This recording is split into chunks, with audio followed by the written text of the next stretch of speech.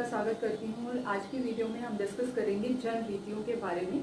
समाज शास्त्र का ये भी एक बहुत इम्पोर्टेंट टॉपिक है जन रीति। और जन रीति जो है वो हमारा सामाजिक प्रतिमानों का एक प्रकार है। सामाजिक प्रतिमान को हमने पहले के लेक्चर में डिस्कस किया हुआ है और आज के लेक्चर में हम डिस्कस करेंगे जन रीति के बारे में।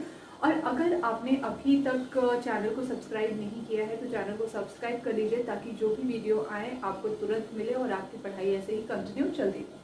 तो जन रीति दो शब्दों से मिलकर बना है, जन तथा रीति। और जन से तात्पर्य है लोग तथा रीति से तात्पर्य होता है किसी कार्य को करने का कोई विशेष तरीका जिससे लोगों की आवश्यकताएं पूरी होती हैं या सामाजिक आवश्यकताएं पूरी होती हैं। तो सर्वप्रथम जन रीति शब्द का प्रयोग समनर ने किया था अपनी फोक वेज पुस्तक में। अपनी पुस्तक में इन्होंने सर्वप्रथम फोक वेज का प्रयोग किया था जिसमें इन्होंने बोला था कि मनुष्य की बहुत सारी आवश्यकताएं होती हैं और उन आवश्यकताओं को पूरा करने के लिए मनुष्य कार्य करता है। तो उन कार्यों को करने में बहुत सारे कार्य ऐसे होते हैं, उन आवश्यकताओं को पूरा करने में बहुत सारे कार्य ऐसे होते हैं जो उसके लिए उपयोगी होते हैं। जो तरीका होता है, कुछ तरीके उपयोगी होते हैं, कुछ तरीके अनुपयोगी होते हैं। तो जो तरीके उपयोगी होते हैं वो भविष्य में उन्हीं तरीकों से अपनी आवश्यकताओं की पूर्ति करता है और जो तरीके अनुपयोगी होते हैं वो उनको छोड़ देता है। तो वही उपयोगी तरीके धीरे धीरे करके जन रीति का रूप धारण कर लेते हैं। समनर ने ऐसा अपनी पुस्तक में बोला था जो कि उनकी फोकवेज नामक पुस्तक है। उसमें सर्वप्रथम उन्होंने जन रीतियों के बारे में बताया था और यही लिटरल उन्होंने बताने की कोशिश की थी कि जन रीति ये है। तो समनर ने जन रीतियों को कैसे परिभाषित किया है? जन रीतियों का तात्पर्य व्यवहार के उन प्रत्याशित और संचित तरीकों से है जो एक विशेष परिस्थिति में सामाजिक क्रियाओं की आवश्यकताओं को पूरा करने के फलस्वरूप उत्पन्न होती हैं। तो इन्होंने क्या बोला? इन्होंने वही चीज बोली है यहाँ पे भी, सामाजिक क्रियाओं की आवश्यकताओं को पूरा करने के, मनुष्य की जो सामाजिक आवश्यकताएं हैं उनको पूरा करने के फलस्वरूप ये उत्पन्न होती हैं। तो जो सामाजिक क्रियाएं होती है, जो आवश्यकताएं होती हैं, तो जो क्रियाएं वो करते हैं उसको पूरा करने के लिए, उन आवश्यकताओं को पूरा करने के लिए जो क्रियाएं वो करते हैं उन्हीं क्रियाओं के फलस्वरूप जन रीतियां उत्पन्न होती हैं। जन रीतियां क्यों उत्पन्न होती हैं? सामाजिक आवश्यकताओं के कारण। जिन आवश्यकताओं को पूरा करने के लिए मनुष्य कार्य करता है और तो जो प्रक्रियाएं उपयोगी होती हैं वही आपका आगे चल के जन रीतियों में कन्वर्ट हो जाती हैं। फिर है प्रोफेसर ग्रीन। प्रोफेसर ग्रीन ने क्या बोला है? जन रीतियों का तात्पर्य व्यवहार की उन तरीकों से है जो एक समाज अथवा समूह में सामान्य रूप से पाए जाते हैं तथा जो एक पीढ़ी से दूसरी पीढ़ी में हस्तांतरित होते हैं। इन्होंने क्या बोला? जन रीतियों का तात्पर्य व्यवहार के उन तरीकों से है जो मनुष्य एक समूह में रहते हुए करता है, समाज में रहते हुए करता है, अपनी आवश्यकताओं को पूरा करते हुए करता है और ये सामान्य रूप से एक पीढ़ी से दूसरी पीढ़ी में ट्रांसफर होते रहते हैं, एक पीढ़ी से दूसरी पीढ़ी में हस्तांतरित होते हैं। जैसे कि बहुत सारे ऐसे कार्य हैं जिनको करने का तरीका हमने कहाँ से सीखा है? हमने अपने दिमाग से नहीं सीखा, हमने पुरानी पीढ़ी में देखा, हमारी मम्मी कैसे करती थी, हमारी दादी कैसे करती थी, उनसे ही सीख के हमने इसको अपनाया और उन आवश्यकताओं को पूरा करने में उस कार्य को हमने ऐसे ही किया जैसे हमारे पूर्वज करते आ रहे हैं। हम उस कार्य को वैसे ही संपादित करते हैं जैसे पूर्वज करते हैं। तो ये क्या हुआ? एक पीढ़ी से दूसरी पीढ़ी में हस्तांतरित हो गया।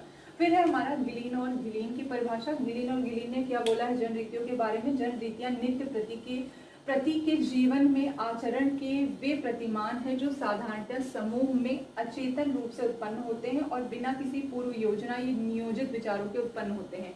ये बहुत ही महत्वपूर्ण बात इन्होंने यहाँ पे बोली है। इन्होंने बोला है कि जन रीतियां कोई सोची समझा प्रयत्न नहीं है जिसके कारण जन रीतियों का जन्म हुआ हो। ये एक ऐसी प्रोग्रेस है जो अचेतन मन से अपने आप होती है। जैसे किसी कार्य करने का कोई विशेष तरीका तो नहीं होता है, उसको हम खुद ब खुद सीखते हैं। दो तरीके हमने करके देखा, एक उपयोगी हुआ, दूसरा अनुपयोगी हुआ। तो जो उपयोगी है वो आगे चल के जन रीति बन गया और ये दिन प्रतिदिन के नियम होते हैं, ये कोई विशेष नियम नहीं है, ये दिन प्रतिदिन के नियम होते हैं जो हमारे व्यवहार में अपने आप आ जाते हैं। ये एक अचेतन मन में होते हैं और ये कोई सोची समझी पूर्व योजना या नियोजित विचार नहीं होता है जिससे जन रीतियां उत्पन्न हो, ये अपने आप रैंडम होता है। फिर मैकाइवर और पेज ने क्या बोला है? मैकाइवर और पेज ने बोला है जन रीतियां समाज में आचरण की स्वीकृत एवं मान्यता प्राप्त विधियां हैं। मानव व्यवहार जो करता है और उसकी जो स्वीकृति है वो समाज देता है, मान्यता जो है वो समाज देता है। तो समाज ने बोला है कि मनुष्य को ऐसा ऐसा व्यवहार करना है, तो जब वो उसके अनुसार व्यवहार करता है तो वही जन रीति बन जाता है।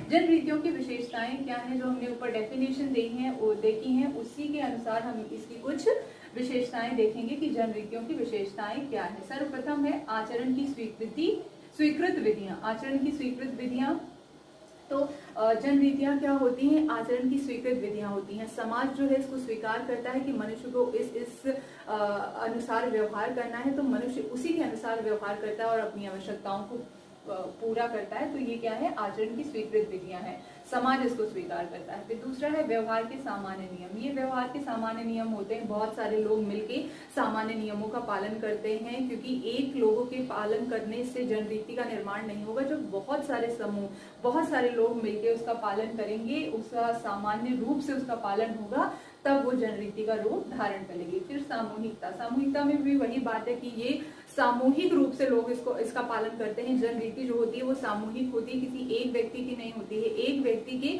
पालन करने से जन रीति का निर्माण नहीं होगा। जन रीति का निर्माण तब होता है जब बहुत सारे समूह एक साथ मिलकर किसी चीज को फॉलो करते हैं, तब वो जन रीति का निर्माण होता है। फिर है निरंतरता और स्थायित्व। इसमें निरंतरता और स्थायित्व होता है, जैसे कि हमने यहाँ पे देखा था कि पीढ़ी दर पीढ़ी ट्रांसफर होती रहती है, ये एक पीढ़ी से दूसरी पीढ़ी में जाती है, तो इसमें एक स्थायित्व की भावना आ जाती है। लंबे अरसे से ये फॉलो होती चली आ रही है, तो यहाँ पे क्या होगा? निरंतरता भी होगी और स्थायित्व भी होगा, क्योंकि ये लंबे समय से फॉलो हो रही है। ऐसा नहीं है कि 2 दिन हमने किसी चीज को फॉलो किया तो वो जन रीति बन जाएगी, वो जन रीति नहीं बनेगी। जन रीति बनने के लिए उसको लंबे अरसे से और निरंतर उसको फॉलो होना चाहिए, तब वो जन रीति का रूप धारण करेगी।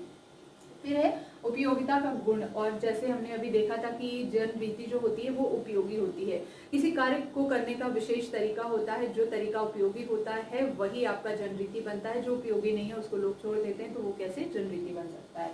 तो ये क्या होता है? इसमें उपयोगिता का गुण होता है, जो उपयोगी है वही आगे चल के जन रीति का निर्माण करता है या जन रीति बनता है। परिवर्तनशीलता। परिवर्तनशीलता भी आती है, जैसे जैसे हमने पढ़ा है कि समाज प्रोग्रेस करता है तो उसकी आवश्यकताएं बढ़ती हैं, आवश्यकताओं के अनुसार परिवर्तनशीलता भी आती है, क्योंकि जो चीज हम कल तक कर रहे थे, हो सकता है कि आज उसको समय जैसे बदलता है तो उसको करने का तरीका भी बदल जाए, तो वो भी इसमें रहता है कि ये परिवर्तनशील भी होती है। ऐसा नहीं है कि स्टैटिक है, एक जगह जुड़ा है, इसको करने का तरीका नहीं बदल सकता है, क्योंकि जैसे जैसे हम प्रोग्रेस करते जाते हैं, हमें नए तरीके आते जाते हैं, हमें अच्छे तरीके आते जाते हैं, तो इसमें परिवर्तनशीलता भी होती है। फिर है विविधता। तो इसमें विविधता भी होती है। विविधता से तात्पर्य ये है कि जन समूह, जैसे लैंग्वेज आपकी अलग होती है, संस्कृति अलग होती है, तो जैसे यहाँ पे 10 समूह हो गया, तो 10 समूहों में थोड़ा थोड़ा वेरिएशन आपको देखने के लिए मिलेगा, क्योंकि सार्वभौमिक नहीं होता है, ये सब में थोड़ा थोड़ा डिफरेंस होगा। तो उसी के अनुसार इसमें भी जन रीतियां भी जो हैं वो जगह जगह के अनुसार बदली हुई रहती हैं। सब जगह सेम जन रीतियां नहीं होती हैं, अलग अलग जन रीतियां होती हैं। जितने समूह होंगे उनकी अपनी अलग अलग जन रीतियां होंगी। तो यही है विविधता से तात्पर्य। तो ये था हमारा जन रीति का लेक्चर। आज के लेक्चर में बस इतना ही। मिलते हैं नेक्स्ट लेक्चर में, तब तक के लिए धन्यवाद।